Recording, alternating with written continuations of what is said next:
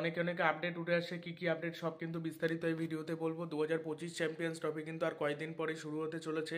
2025 champions ট্রফির আগে কিন্তু কড়া নিষেধাজ্ঞা জারি করলো ইন্ডিয়ান ক্রিকেট বোর্ড, ঠিক আছে, ভারতীয় ক্রিকেট বোর্ড, যে আলাদা আলাদা করে কোনো প্লেয়ার আলাদা আলাদা করে যেতে পারবে না কোনো জায়গায় সিরিজ খেলতে হলে বা খেলতে হলে।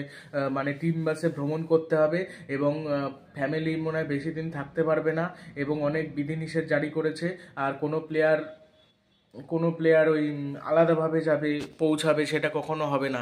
একমাত্র চোট পেয়ে গেলে ছিটকে যাবে, ঠিক আছে, খেলার থেকে, কিন্তু ওই যে মাঝখান থেকে খেলা শেষ শেষ না করে আসতে পারবে না। আমার একটা সিরিজ চলছে, খুব ব্যক্তিগত কারণ না হলে অনেকে চলে আসে না বা খেলবে না, সেই সিদ্ধান্ত নয়, সেরকম করতে পারবে না। আর গৌতম গম্ভীরের জন্য মানে খুবই কঠিন হতে চলেছে, গৌতম গম্ভীরের পক্ষে খুবই কঠিন হতে চলেছে, তার প্রতি কঠিন হতে চলেছে। তার কারণ সে তার নেতৃত্বে যে মানে তার অধীনে যেহেতু, তার কোচিংয়ে যেহেতু একদম জঘন্য খেলেছে ভারত, এই জন্য কিন্তু তার উপর ভরসা করতে পারছে না। ওই জন্য টিম ম্যানেজমেন্ট চাইছে গৌতম গম্ভীর এই চ্যাম্পিয়ন্স ট্রফিতে যদি ভালো না করতে পারে তাকে কিন্তু সরিয়ে অন্য কাউকে হয়তো কোচ দেওয়া হবে। এবার কে কোচ হতে পারে তার পরিবর্তে সেটা বোঝা মুশকিল, সেটা তখন বোঝা যাবে। বাট যদি চ্যাম্পিয়ন্স ট্রফিতে তার কোচিংয়ে যদি ভালো করতে পারে ভারত, তাহলে আলাদা ব্যাপার। মানে তার সাথে যে বড় মানে অভিজ্ঞ প্লেয়ার, তার সাথে অনেকে একমত হতে পারছে না। মানে রোহিত শর্মা, বিরাট কোহলি হয়তো কিছু কিছু সিদ্ধান্তে তার সাথে একমত হতে পারছে না, ওই নিয়ে কোনো ঝামেলা শুরু হয়েছে। এটাই, এবার গৌতম গম্ভীরকে লাস্ট সুযোগ দেওয়া হবে চ্যাম্পিয়ন্স ট্রফিতে সে কেমন পারফরমেন্স করে। সেখানেও যদি ব্যর্থ হয়, ভারত যদি জঘন্য পারফরমেন্স করে, তাহলে তাকে সোজাসুজি টিম থেকে বাদ দিয়ে দেওয়া হবে, কোচিং থেকেও বাদ দিয়ে দেওয়া হবে, তাকে আর নেওয়াই হবে না। এটা আর কি সূত্র মারফত জানা যাচ্ছে। যদি ভালো পারফরমেন্স করে তাকে কিন্তু রাখা হবে, কন্টিনিউ করা হবে, এটাই করা উচিত। কেন, তার কোচিংয়ে একেবারে ভারত এত পারফরমেন্স বাজে করেছে, ঘরের মাটিতে নিউজিল্যান্ডের মতো টিমের কাছে হেরে গেছে। তারপরে বর্ডার গাভাস্কার ট্রফিতে ঠিক আছে হেরেছে, তাও মানা যায়, কিন্তু ওইখানে কী হিসেবে হারলো। তারপর তার নেতৃত্বে কোনো মানে একটা প্ল্যানিং নেই, যে একটা প্ল্যানিং নিয়ে খেলি, সে কোনো প্ল্যানিং নেই। একটা প্লেয়ার খেলতে পারছে না, বারবার চেঞ্জ করা হচ্ছে, একই ধরনের প্লেয়ারকে খেলানো হচ্ছে, অন্য প্লেয়ার যারা খেলতে পারে তাদেরকে খেলানো হচ্ছে না। একটা প্লেয়ার খেলতে পারছে না, তাকে জোর জবরদস্তি করে তাকে খেলানো হচ্ছে। যেমন সূর্যকুমার যাদবকে ওয়ানডেতে যেমন জোর করে খেলানো হয়েছিল, যেমন সূর্যকুমার যাদব যেমন আর কি হয়েছিল, সূর্যকুমার যাদবের পক্ষে যেরকম হয়েছিল রাহুল দ্রাবিড়, এই সেরকম করছে। এবার এরকম করতে থাকলে কিন্তু সমস্যা। তোমাদের কি মনে হচ্ছে চ্যাম্পিয়ন্স ট্রফিতে ভারতের দল কেমন হওয়া উচিত সেটা কমেন্ট বক্সে জানাও। এবং এই যে সামনে চ্যাম্পিয়ন্স ট্রফিতে তার মতো করে চলতে দেওয়া হবে, সে যেরকম প্ল্যান করবে সে অনুযায়ী হবে, কিন্তু যদি ভারত খারাপ পারফরমেন্স করে তাকে সোজাসুজি টিম থেকে বাদ দিয়ে দেওয়া হবে, এটাই সূত্র মারফত জানা যাচ্ছে। আর গৌতম গম্ভীরের কোচিং তোমাদের কেমন লাগছে? সবাই কিন্তু অনেকে বলছে যে গৌতম গম্ভীরের কোচিংয়ের জন্যই বাজে হচ্ছে, সেই জন্য হারছে না। বেশিরভাগ বলছে গৌতম গম্ভীরের কোচিং বাজে। এই যারা এখন বাজে বলছে, সমালোচনা করছে, তারাই এক সময় বলেছিল গৌতম গম্ভীরকে কোচ করা হোক। তখন আসলে হাইপ যা ছিল। এবার আইপিএলের ট্রফি জিতলেই যে সব জায়গায় যে ভালো করবে এমন কোনো কথা নেই। আইপিএলের ট্রফি জেতা আর অন্য জায়গায় যে অন্য সব করা কিন্তু আলাদা ব্যাপার। টি-20 একরকম ফরম্যাট, ওয়ানডে একরকম ফরম্যাট। আর শোনা যাচ্ছে শুভমান গিল নাকি ভবিষ্যতের অধিনায়ক হতে পারে, ওয়ানডে ক্রিকেটে ভবিষ্যতের অধিনায়ক হতে পারে, টি-20তে সূর্যকুমার যাদব, আর টেস্টে হয়তো ঋষভ পান্ত। মানে আলাদা আলাদা অধিনায়ক, যেটা সৌরভ গাঙ্গুলি চায়নি, যার কারণে বিরাট কোহলি চেয়েছিল যে সে টেস্টে অধিনায়কত্ব করবে আর ওয়ানডেতে অধিনায়কত্ব করবে, টি-20তে বোধহয় ছেড়ে দেবে, সেটা চেয়েছিল। কিন্তু না, আলাদা আলাদা। আর রোহিত শর্মা, সেটাই সব থেকে ভালো হতো, ওয়ানডে আর টি-20তে, ওয়ানডে আর টেস্টে অধিনায়কত্ব বিরাট কোহলি, আর টি-20তে অধিনায়কত্ব রোহিত শর্মা, একদম পারফেক্ট হতো। কিন্তু সৌরভ গাঙ্গুলি সেটা ভাল লাগেনি, পুরোপুরি বিরাট কোহলিকে সরিয়ে দেওয়া হয়েছিল, তারপর নিজেও একটা ছেড়ে দিয়েছিল, তাকে জোর করে সরিয়ে দেওয়া হয়েছিল, যার কারণে কিন্তু পস্তাতে হয়েছিল। ঠিক আছে, এটাই হলো সমস্যা। এবার ভবিষ্যতে ওই যে আলাদা আলাদা অধিনায়ক হচ্ছে, এর কারণে আরও সমস্যা হবে খেলতে। সূর্যকুমার টি-20তে অধিনায়ক ঠিক আছে, তুমি টেস্টে আর ওয়ানডেতে একই ধরনের অধিনায়ক করো, বা এমন পুরোনো। আর টি-20 ওয়ানডেতেও তো সেইভাবে পারফরমেন্সই নেই ঋষভ পান্তের, তাকে যে কী নেওয়া হবে। আর একটা করা যায়, টেস্টেও কে এল রাহুলকে অধিনায়ক করে দিক, ওয়ানডেতেও কে এল রাহুলকে অধিনায়ক করে দিক, খুব একটা খারাপ হবে না, সেটা বেস্ট হবে। দুটোই এক ধরনের অধিনায়ক থাকবে, আর ওইদিকে সূর্যকুমার যাদব থাকবে টি-20তে অধিনায়ক। এবার ভাইস ক্যাপ্টেন বুমরাকে করে দিল, বুমরা তো সব ফরম্যাটে খেলে, বুমরাকে করে দিল ভাইস ক্যাপ্টেন, তাহলেই হয়ে গেল। বুমরা তো টি-20ও খেলবে, সে তো আর অবসর নিয়ে নেয়নি টি-20 থেকে, সে তো টি-20তে খেলবে।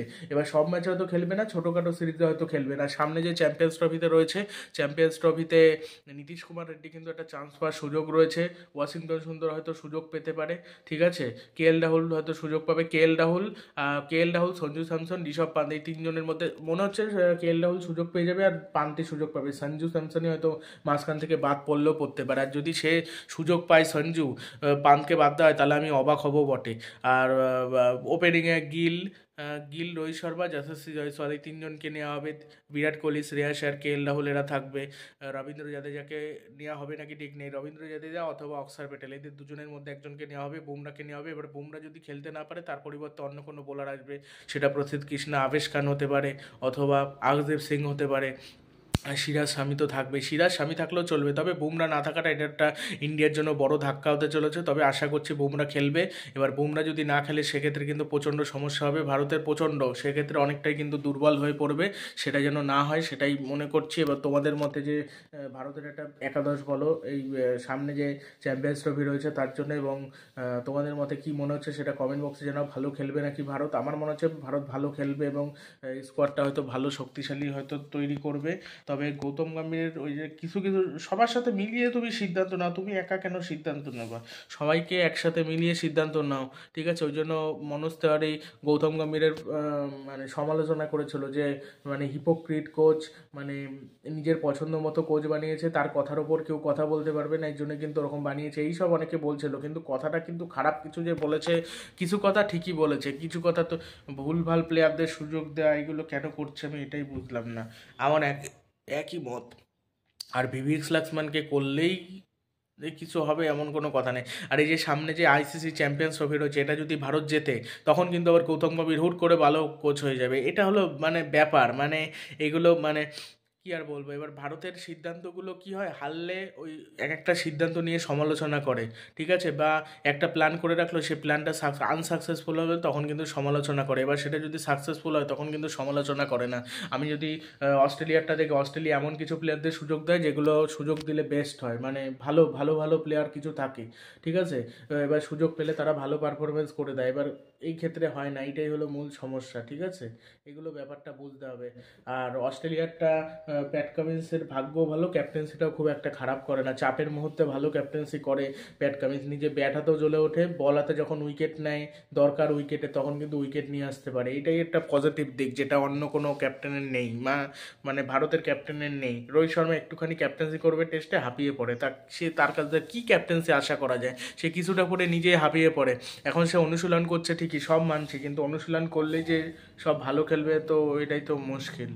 আর এই যে যে দলটা, এই দলটা ঘোষণা করা হবে 18 তারিখ 19 তারিখ নাগাদ করা হবে, এখনও 2-3 দিন বাকি, তারপরে ঘোষণা করা হবে। ঘোষণা করলে জানতে যখন পারবো তখন কিন্তু জানিয়ে দেওয়ার চেষ্টা করবো, দেখা যাক কী হয় তখন, কেমন খেলে বলা সম্ভব হচ্ছে না যে ভালো খেলবেই বা কিছু হবে, চাপ আছে।